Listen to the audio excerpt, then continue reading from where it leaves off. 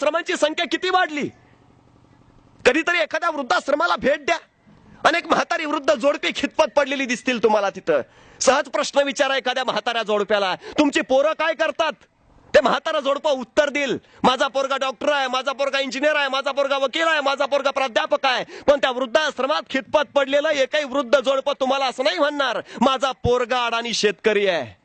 कारण अडाण्या शेत करायचे आईबाप कधीच वृद्धाश्रमात पोहोचत नाहीत, ही वस्तुस्थिती आहे. कुणाचे पोहोचतात मग? शिकल्या सवरलेल्यांचे.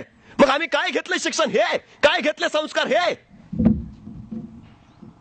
आणि मग जी पोरं आई बापांना सांभाळू शकत नाहीत ती पोरं समाज काय सांभाळणार.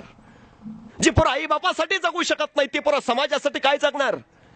परवा विद्यापीठांच्या कुलगुरूंच्या मुलाखती झाल्या. राष्ट्रपती एपीजे अब्दुल कलाम आणि शास्त्रज्ञ रघुनाथ माशेलकर त्या निवड समितीत होते.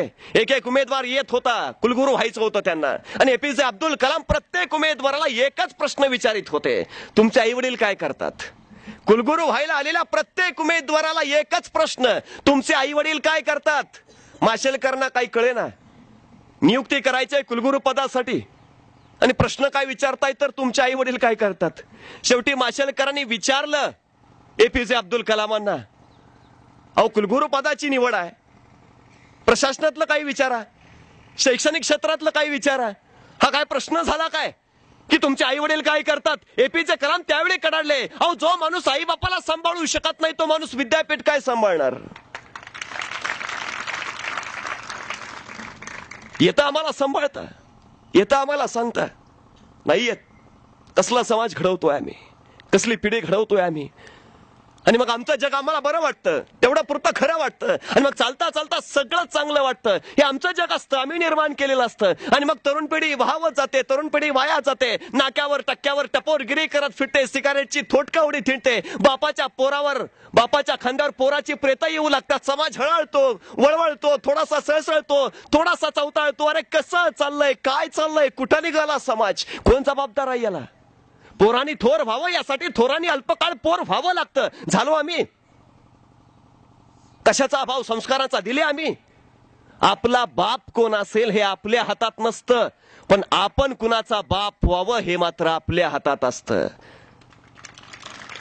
आपल्याला वाटतं आपल्या पोटी तुकाराम जन्माला यावा, आपल्याला वाटतं आपल्या पोटी शिवाजी जन्माला यावा, आपल्या पोटी विवेकानंद यावेत, आपल्या पोटी ज्ञानेश्वर यावेत. वाटतं आपल्याला, नाही वाटत. नाहीतर आत्ताच्या पोरांची नावं असती ना, शिवाजी तुकाराम. किती जणांची नाव आहेत. बारशात आपल्या पोराचं पाळण्यात आपण नाव काय ठेवतो याच्यावरनं आपल्या पोरांनी काय व्हावं हे आपल्याला वाटत असतं. आठवा, नावं आठवा. पोराचं नाव अक्षय, पोरग 30व्या वर्षी क्षयानं जातं. कशाला ठेवता नावं. भराना बळ त्याच्या पावलात, भराना बळ त्याच्या छातीत, ध्याना संस्कार त्याला. काय संस्कार देतो आम्ही, काय कमाव, पैसा कमाव, किती कमाव, कशाला कमाव, कसले संस्कार आमचे. मग समाज समाज समाज एका वेगळ्या उंचीवर, वेगळ्या पातळीवर, वेगळ्या वळणावर काहीतरी केलं पाहिजे, ढवळलं पाहिजे. सगळ्यांना वाटतं काळजातली उर्मी खळबळती, अरे घडलं पाहिजे रे, बदलला पाहिजे समाज, सगळं चांगलं झालं पाहिजे. एखादा ज्ञानेश्वर उभा राहिला पाहिजे, हे विश्वाचे माझे घर म्हणणारा, विश्वाची काळजी वाहणारा. एखादा विवेकानंद पुन्हा आला पाहिजे, अमेरिकेमध्ये जाऊन बंधू भगिनींना साथ घालणारा. पुन्हा एकदा भारत पेटला पाहिजे धर्म संस्कृतीच्या विचाराने. एखादे कर्मवीर पुन्हा आले पाहिजेत, शेताच्या बांध्यावर गुजराण करणाऱ्या शेतकऱ्याच्या पोराला मेडिकलला पाठवण्यासाठी. एखादे फुले पुन्हा आले पाहिजेत, एखादे सावरकर पुन्हा आले पाहिजेत, आले पाहिजेत. आम्ही काय करतो, सगळं यांनी करावं. राज्य शिवाजींनी निर्माण करावं, ज्ञान ज्ञानेश्वरांनी द्यावं, समाज सुधारणा फुल्यांनी करावी आणि आम्ही यांच्या जयंत्या पुण्यतिथ्या साजऱ्या कराव्या. आम्ही काय करतो मग.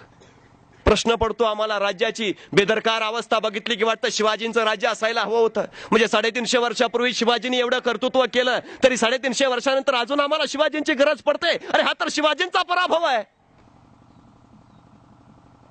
नाही टिकवता आला आम्हाला, नाही विचार वारसा जोपासता आला आम्हाला, पराभूत ठरलोय आम्ही. आज आम्हाला वाटतं शाहू असायला हवे होते, त्यांच्या काळात त्यांनी केलं नाही, नाही पेलवलं आम्हाला, नाही झेलता आला आम्हाला, पराभूत आहे आम्ही. अरे आमच्या घरात शिवाजींचे फोटो, आमच्या घरात शिवाजींचे पुतळे, किती विचार घेतला आम्ही. घरात फोटो लावले, पुतळे लावले, किती विचार घेतला शिवाजींचा आम्ही. विचार घेतला शून्य. घरात फोटो पुतळे एवढ्यासाठी की येणारा जाणाऱ्याला कळावं आम्ही 96 कुळी मराठा आहे. आमच्या घरात आंबेडकरांचे फोटो आहेत, किती घेतला विचार आम्ही? विचार शून्य. आंबेडकरांचा फोटो एवढ्यासाठी की आम्ही सुधारलेले बौद्ध आहे, कळावं येणाऱ्या जाणाऱ्याला. आमच्या घरात फुलांचे फोटो आहेत, किती घेतला विचार फुलांचा आम्ही? किती घेतले समतेचे वारसदार आम्ही? विचार घेतला शून्य. घरात फोटो एवढ्यासाठी की येणाऱ्या जाणाऱ्याला कळावं आम्ही पुढारलेले माळे आहे. अरे या महापुरुषांच्या मोठेपणाचा वापर आम्ही आमची मोठेपणा वाढवण्यासाठी करून घ्यायला लागलो. यांच्या पुढे दिवे कुणी लावायचे याच्यावर आम्ही वाद घालायला लागलो. आम्ही काय दिवे लावणार? कसा समाज बदलवणार? समाज परिवर्तनाच्या अनेक चळवळी आल्या महाराष्ट्रामध्ये, सगळ्यात यशस्वी झाल्या असं मला नाही म्हणता येत. याचं कारण एक आहे की आम्ही सरसकट समाज बदलण्याच्या पाठीमागे लागलो. पण समाज ज्या माणसापासून बदललाय ना, त्या माणसाला बदलण्याचा प्रयत्न मात्र नाही कुणी केला. समाज ज्या समूहाने ज्या मनाने बनला ना, त्या मनाचं परिवर्तन करायचा नाही कुणी प्रयत्न केला. कारण जग चांगलं झालंय म्हटल्यावर बाकीचं जग चांगलं झालंय, आपल्यापुरतं आहे ते ठीक आहे. समाजाचं नाव घेतला ना की तुम्ही बाजूला निघता. आपली जबाबदारी दुसऱ्यावर ढकलता येते. मी नेहमी सांगतो, खेळात उतरायचंय ना, सांघिक खेळात कधी उतरू नका, वैयक्तिक खेळात उतरा. कारण सांघिक खेळामध्ये जबाबदारी दुसऱ्यावर ढकलता येते. पराभवाचं कारण दुसऱ्याच्या डोक्यावर लादता येतं. तो तसा खेळला म्हणून हारलो, नाही तर काय होतं? एकट्यावर जबाबदारी घ्यायची ताकद आमच्या यंगे यायला हवी, तर काहीतरी आम्ही परिवर्तन घडवू शकू.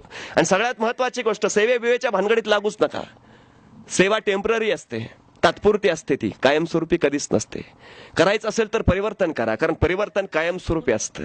शेतकऱ्यांची कर्ज माफ करणं ही सेवा झाली, पण या देशातल्या शेतकऱ्यांना कर्ज मागायची पाळीच येऊ नये अशी परिस्थिती निर्माण करणं हे परिवर्तन झालं. भिकाऱ्याला भीक देणं ही सेवा झाली, पण या देशातल्या नागरिकाला भीक मागायची पाळीच येऊ नये अशी परिस्थिती निर्माण करणं हे परिवर्तन झालं. 1 रुपया झुणका भाकर केंद्र सेवा झाली, पण या देशातल्या नागरिकाला 1 रुपयाचं अन्न खायची पाळीच येऊ नये अशी परिस्थिती निर्माण करणं हे परिवर्तन झालंय. कारण भिकाऱ्याला आज आम्ही पैसे देऊ याचा अर्थ त्याची भिकमंगी अवस्था संपणार आहे असं नाही, तो उद्या हात पसरणारच आहे. मग तुम्ही आजच्या दिवसापुरतं कशाला करता?